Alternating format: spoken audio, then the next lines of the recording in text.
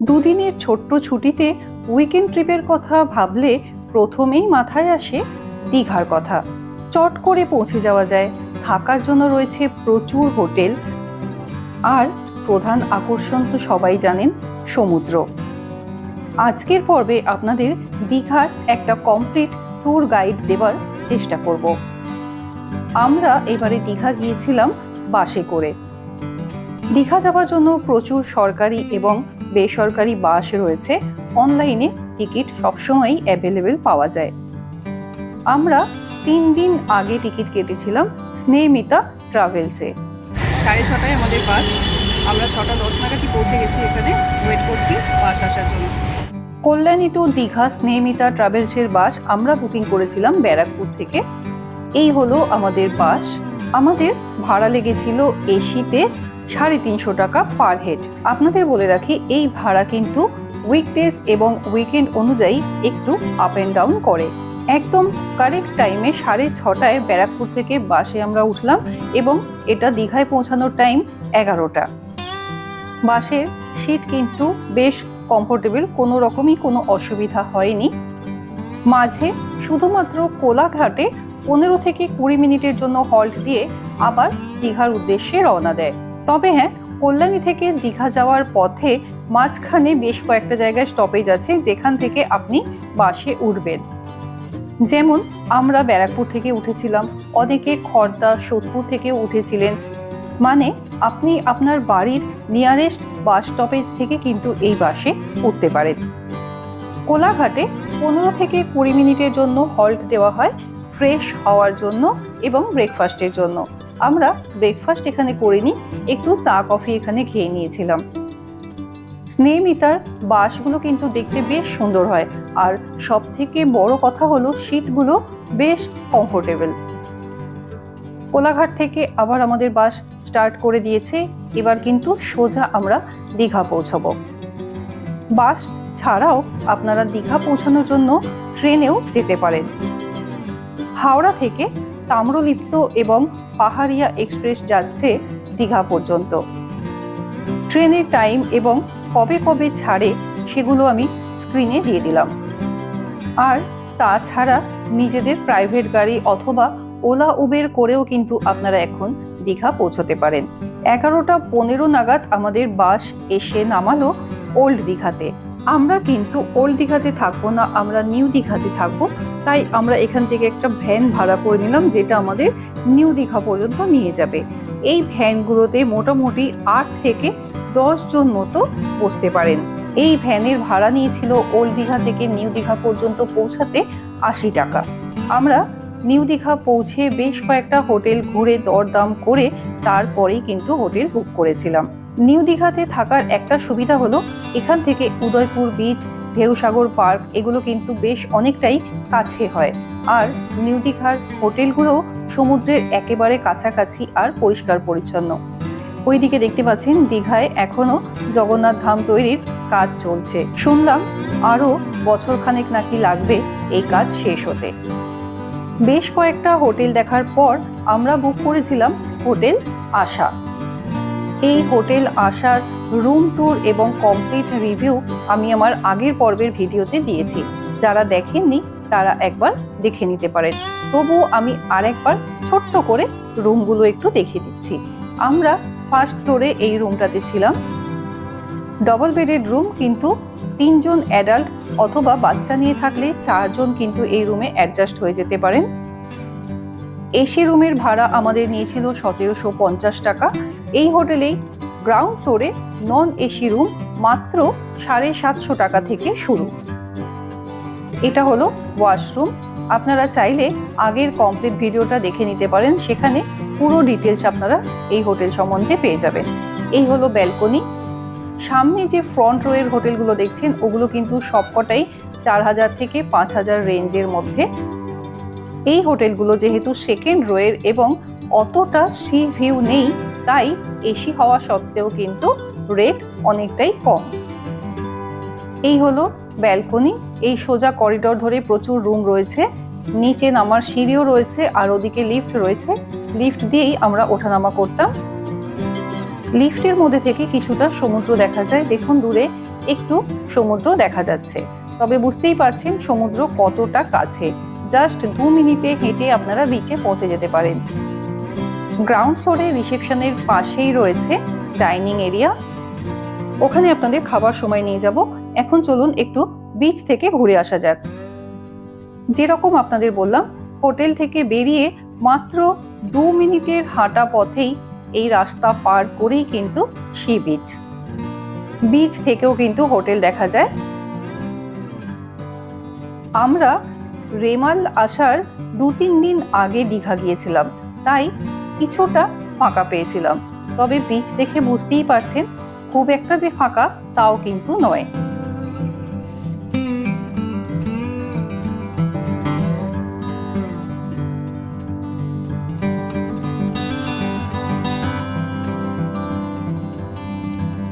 দীঘার বিচে আসবো, স্নান করব না তা তো হয় না। প্রায় 2 ঘন্টা আমরা সমুদ্রে স্নান করেছিলাম। আর সমুদ্রের মজা এটাই, যখন স্নান করতে নামি তখন মনে হয় আমরাও যেন সেই ছোট্টটি হয়ে গেছি। আর সময় যে কোথা দিয়ে পেরিয়ে যায় বোঝাই যায় না।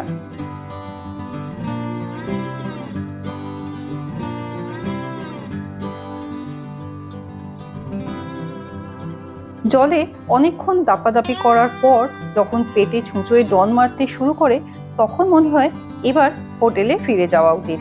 আমরাও তাই করলাম। হোটেলে ফিরে ফ্রেশ হয়ে চলে এলাম লাঞ্চ করতে। এটা হলো ডাইনিং এরিয়া। লাঞ্চ কিন্তু আপনাদের এখানে এসেই করতে হবে। ডাইনিং এরিয়াটা কিন্তু বেশ বড়, সবাই এখানে এসেই লাঞ্চ করেন। ডিনারটা আপনারা রুম সার্ভিস পেতে পারেন, কিন্তু লাঞ্চটা এখানে এসেই করতে হবে। লাঞ্চে আমরা নিয়েছিলাম এগ থালি, যার মধ্যে ভাত, ব্যাট পাঁপড় ভাজা, পটলের একটা তরকারি ছিল, ডাল ছিল, ফুলকপি আলুর তরকারি, একটা মাছের মাথা দিয়ে পুঁই শাক ছিল, ডিম ছিল, চাটনি ছিল। এই সব কিছু দিয়ে আমাদের এগ থালি পড়েছিল 180 টাকা। লাঞ্চ সেরে চাইলে একটু রেস্ট করে নিতে পারেন অথবা চলে আসতে পারেন আবার সি বিচে। আমরা একটু রেস্ট করে বিকেলের দিকে বিচে এলাম। কিছুক্ষণ বিচে সময় কাটিয়ে আমরা ঠিক করলাম আজই চলে যাব ঢেউসাগর পার্কে। আমরা যেদিন দীঘায় ছিলাম সেদিন ছিল বুদ্ধ পূর্ণিমা। চাঁদটা ভীষণ সুন্দর লাগছিল, কিন্তু মেঘে ঢেকেছিল। এরপর একটা ভ্যান ভাড়া করে আমরা চললাম ঢেউসাগরের দিকে। আপনারা কিন্তু টোটো করেও যেতে পারেন, যেহেতু আমরা মেম্বার একটু বেশি ছিলাম তাই আমরা ভ্যান ভাড়া করেছিলাম। নিউ দীঘা থেকে ঢেউসাগরের ভাড়া ভ্যানে জন প্রতি 10 টাকা করে। মিনিট 10-এর মধ্যেই আমরা পৌঁছে গেলাম ঢেউসাগর পার্কে। জন প্রতি 20 টাকা করে টিকিট কেটে এই পার্কে প্রবেশ করতে হয়। দীঘায় এলে এটা কিন্তু মাস্ট ভিজিট একটা প্লেস। আর সন্ধ্যের পরে যখন আলো জ্বলে ওঠে তখন এই পার্কের সৌন্দর্য আরও দ্বিগুণ হয়ে ওঠে। তাই চেষ্টা করবেন সন্ধ্যের দিকে এই পার্কে আসার। ঢেউসাগর পার্ক নিয়ে ডিটেলসে আমার আরও একটা আগের ভিডিও রয়েছে, আমি ডেসক্রিপশন বক্সে লিঙ্কটা দিয়ে দিলাম। সেই ভিডিওটাও আপনারা ভীষণ ভালোবাসা দিয়েছিলেন, চাইলে সেই ভিডিওটা আরেকবার দেখে নিতে পারেন। এখানে প্রচুর রাইডস রয়েছে, মোটামুটি 50 টাকা থেকেই সব রাইডস শুরু। বাচ্চারা কিন্তু এখানে ভীষণ এনজয় করবে, আর তার সাথে বড়রাও। আমরাও ভীষণ এনজয় করেছিলাম। বড়দের চড়ার মতো প্রচুর রাইডস রয়েছে। মোটামুটি সব রাইডসই 50 টাকা থেকে শুরু, কোনোটা 75, কোনোটা 100, এইরকম রেঞ্জে রয়েছে। 3-4টে টয় ট্রেন রয়েছে, টিকিটের মূল্য 50 টাকা। এই টয় ট্রেন পুরো ঢেউসাগর পার্কটা আপনাদের ঘোরাবে।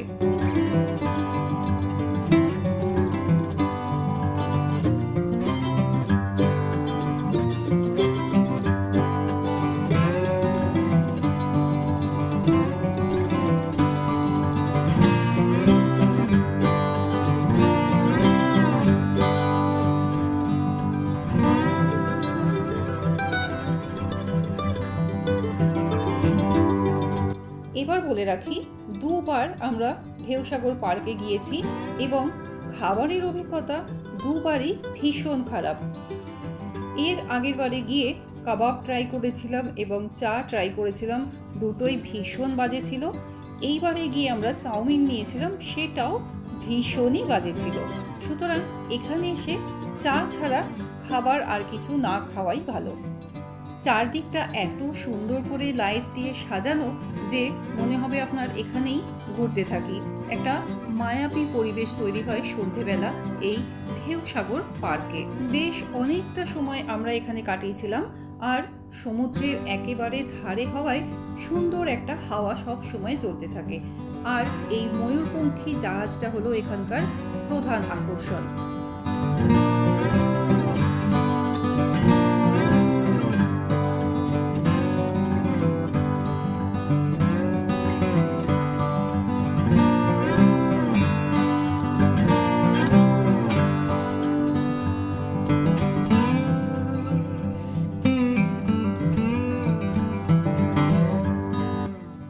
প্রায় পুরো সন্ধেটাই আমরা এই ঢেউসাগর পার্কে কাটালাম। এরপর আমরা চলে এলাম সোজা দীঘার বিচ মার্কেটে।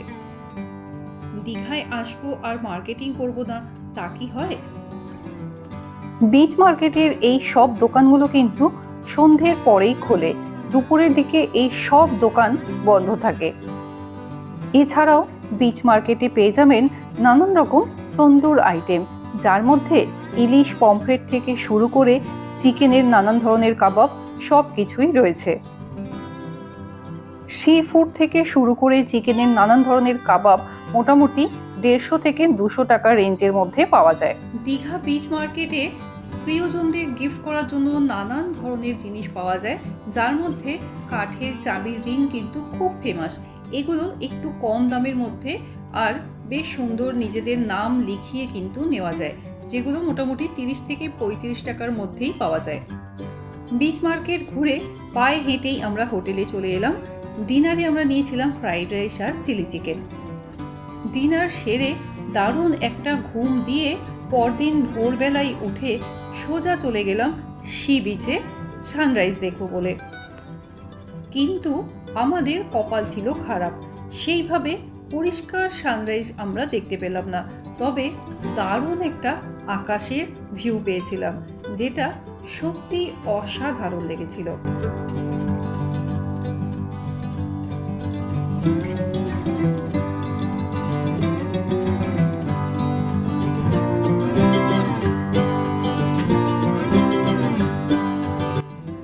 সানরাইজ হবার পর আকাশের এই নীল সাদা মেঘের ভেলার রূপ দেখে সেখান থেকে আর হোটেলে ফিরতে মনই চাইছিল না। বেশ অনেকটা সময় সমুদ্রের পাড়ে কাটিয়ে চা খেয়ে আমরা ফিরে এলাম হোটেলে। ব্রেকফাস্টটা আমরা বাইরেই সেরেছিলাম, সেটার আর ভিডিও করা হয়নি। ব্রেকফাস্ট সেরে একটা ভ্যান বুক করে আমরা এবার চললাম উদয়পুর বিচের দিকে। এই ভ্যানগুলোতে আপনারা মোটামুটি 8 থেকে 10 জন বসতে পারেন। উদয়পুর বিচ পর্যন্ত আমাদের ভাড়া নিয়েছিল পার হেড 15 টাকা করে। আপনারা যদি কম মেম্বার থাকেন তাহলে টোটো করেও যেতে পারেন। ভ্যান অথবা টোটো যাতে করেই আপনি যান না কেন, রিজার্ভ করে যাবার কোনো দরকার নেই, কারণ ওখান থেকে ফেরার সময় প্রচুর ভ্যান অথবা টোটো পাওয়া যায়। তাই যে গাড়িতে আপনারা যাবেন উদয়পুর পৌঁছে তাকে ছেড়ে দিন, ফেরার সময় আবার অন্য কোনো গাড়ি অথবা টোটো করে আপনারা ফিরে আসুন। এটাই কিন্তু অনেকটাই টাকা সাশ্রয় হয়, না হলে রিজার্ভ করে গেলে অনেক বেশি টাকা লাগবে। এই যে হোটেলগুলো দেখছেন এগুলো সবই মোটামুটি 5 স্টার ক্যাটাগরির হোটেল এবং এগুলো সবই ঢেউসাগর পার্কের পাশাপাশি। ঢেউসাগর পার্ক পেরিয়ে উদয়পুর বিচ পৌঁছাতে হয়। ভ্যানে করে আমাদের উদয়পুর বিচ পৌঁছাতে মোটামুটি 20 থেকে 25 মিনিট মতো সময় লেগেছিল, যেটা টোটোতে হলে আরও একটু তাড়াতাড়ি হয়ে যায়। ওয়েদারটা আমরা ভীষণ ক্লিয়ার পেয়েছিলাম, দেখতেই পাচ্ছেন একদম ঝকঝকে নীল আকাশ পেয়েছি, তবে গরমটাও কিন্তু সেই রকম ছিল। উদয়পুর বিচ নিয়েও কিন্তু আমার আরও একটা ডিটেলসে ভিডিও আছে, যেখানে উদয়পুর বিচে আপনারা কি কি করতে পারেন সেগুলো ডিটেলসে দেখানো রয়েছে। চাইলে সেই ভিডিওটা আরেকবার দেখে নিতে পারেন। আমরা যখন গিয়েছিলাম তখন এখানে জোয়ার ছিল, তাই পুরো বিচটা কিন্তু একদম জলে ঢাকা। আমরা ভেবেছিলাম এখানে একটু হর্স রাইড করব, কিন্তু তার কোনো রকম উপায় ছিল না। আমরা বিচে পর্যন্ত নামতে পারিনি। বেশ কিছুক্ষণ বিচের ধারে সময় কাটিয়ে কিছুটা ফটো তুলে তারপর আমরা আবার উদয়পুর থেকে ফিরে এলাম আমাদের নিউ দীঘার হোটেলে। আপনারা সবাই জানেন উদয়পুর বিচকে বলা হয় ওয়েস্ট বেঙ্গলের মিনি গোয়া, কারণ এখানে ওপেন হার্ড ড্রিঙ্কস অ্যালাউ রয়েছে। এছাড়াও হুক্কাও এখানে পাওয়া যায়। তবে এই সব কিছুই হয় যখন বিচে জল কম থাকে। তবে উদয়পুর বিচ কিন্তু দীঘাতে মাস্ট ভিজিট একটা জায়গা। দীঘা এলে উদয়পুর বিচ কিন্তু মিস করবেন না। আমরা বেশ কিছুক্ষণ বিচের পাশে সময় কাটিয়ে আবার ফিরে এলাম আমাদের হোটেলে। হোটেল থেকে তারপর আমরা আবার চলে এলাম আমাদের নিউ দীঘার বিচে। এখানে আমরা এসে দেখলাম তখন জোয়ার অনেকটাই কমে গেছে, সেই জন্য বাচ্চাদের ইচ্ছায় তাদের হর্স রাইড করানোর জন্য চলে এলাম। হর্স রাইডিংয়ের চার্জ 100 টাকা 10 মিনিটের জন্য, আর যদি শুধুমাত্র ঘোড়ায় বসে ফটো তোলেন তাহলে 50 টাকা।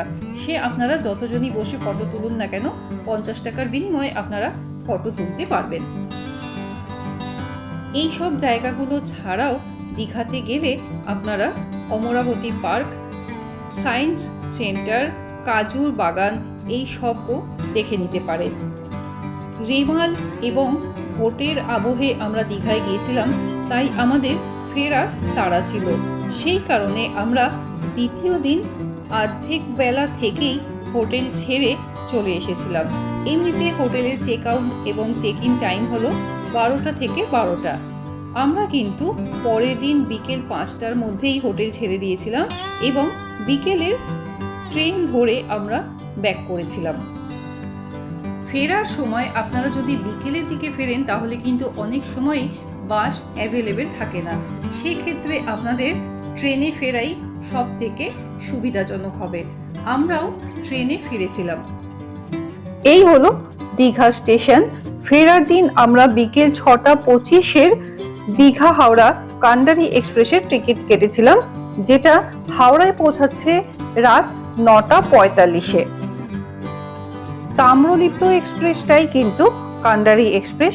অনেক সময় নামের জন্য কনফিউশন হয়, তবে একদমই কনফিউজ হবেন না, এই দুটোই কিন্তু একই ট্রেন। আমরা 6টা নাগাদ স্টেশনে পৌঁছে গিয়েছিলাম, আর ঠিক তার 5 থেকে 7 মিনিটের মধ্যেই প্ল্যাটফর্মে ট্রেন দিয়ে দিল। এই ট্রেনে করেই আজ আমরা ফিরবো হাওড়া।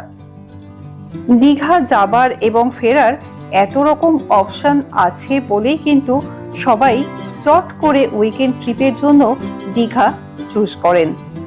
এই ছিল আমাদের এবারের দীঘার জার্নি। আগের বারে আপনাদের দেখেছিলাম হোটেল বিগ বস, এবার দেখালাম হোটেল আশা।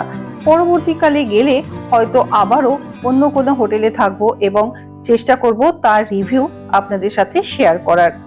আগের বারে আমরা পুরোটাই গাড়িতে যাওয়া আসা করেছিলাম বলে আপনারা অনেকেই বলেছিলেন যে অনেক কস্টলি ট্যুর, তাই এবার চেষ্টা করলাম বাজেট ট্যুর দেখানোর জন্য। যদি ভিডিওটা ভালো লেগে থাকে অবশ্যই কমেন্ট বক্সে কমেন্ট করে জানাবেন। আপনাদের ছোট্ট একটা কমেন্ট এবং লাইক কিন্তু অনেকটাই মোটিভেট করে আরও নতুন নতুন ভিডিও বানানোর জন্য। দীঘা সংক্রান্ত আরও কোনো কোয়ারিজ থাকলে কমেন্ট বক্সে জানাতে পারেন, চেষ্টা করব সেগুলোর উত্তর দেওয়ার অথবা অন্য কোনো ভিডিওতে সেগুলোকে দেখিয়ে দেওয়ার। দেখা হচ্ছে পরবর্তী পর্বে। সবাই খুব ভালো থাকবেন, সুস্থ থাকবেন। ধন্যবাদ।